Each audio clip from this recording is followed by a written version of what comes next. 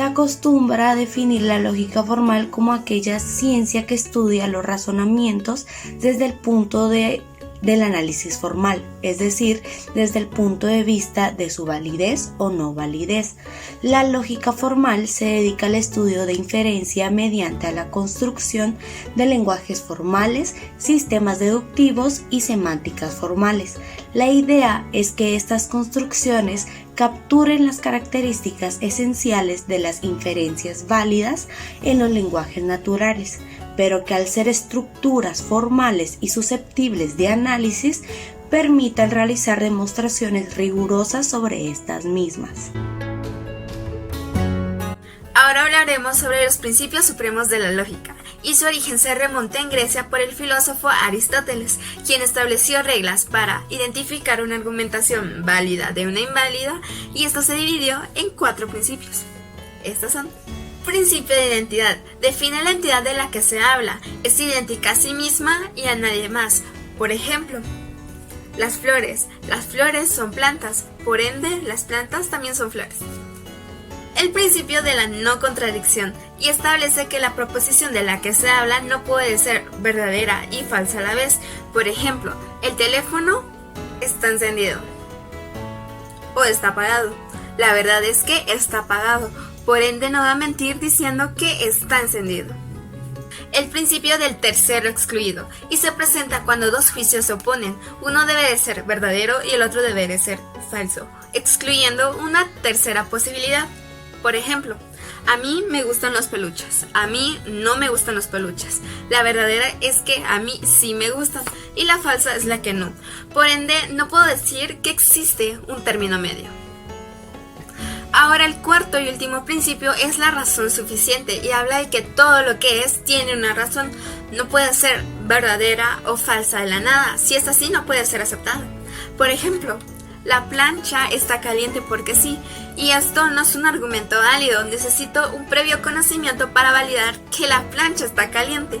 Entonces vengo y concluyo que la plancha debe de estar conectada ante una corriente eléctrica para su funcionamiento y para que la placa de metal esté caliente y cumpla con su objetivo.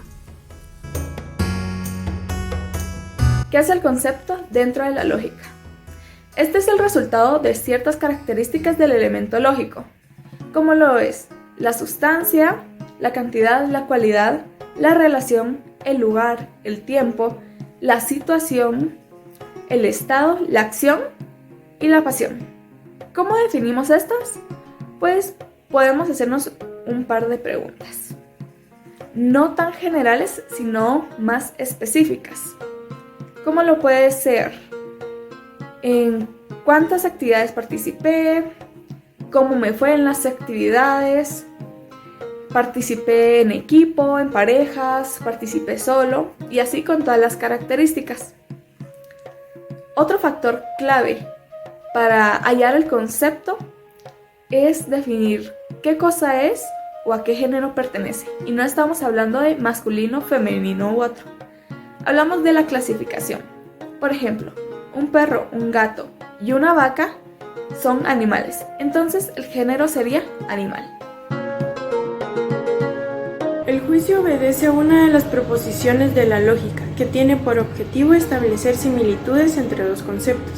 Ciertamente la finalidad de esta se constituye en emitir un criterio sobre cierta perspectiva de la realidad, de tal modo que el juicio lógico enuncia uno de los aspectos más controversiales como lo es el de la verdad. Cuando realizamos juicios nos expresamos mediante proposiciones, en general hablar sobre lo que sabemos y creemos de los objetos del mundo que nos rodea. Esto quiere decir que podemos hacer juicios sobre hechos pasados o presentes, sobre posibilidades que quisiéramos que se nos dieran o sobre ciertas acciones y sus consecuencias. Los juicios también se pueden clasificar por la cantidad, por la cualidad, por la relación y por la modalidad.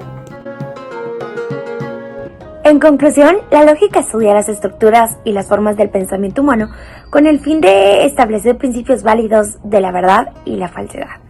Podemos decir que la lógica es como una preposición, ya que cuenta con un verdadero o algo falso. Una buena educación también requiere como varias técnicas básicas. Por ejemplo, en el arte hay varias obras que no se pueden explicar en términos lingüísticos. Entonces, la lógica nos ayuda como a entender un poquito más allá de lo que no podemos ver o explicar, incluso lo que el autor deja como inconcluso. La lógica racional evade también el vínculo existente entre el arte y la espiritualidad, que puede acercarnos un poco al misterio. La lógica tiene una gran importancia en la vida cotidiana.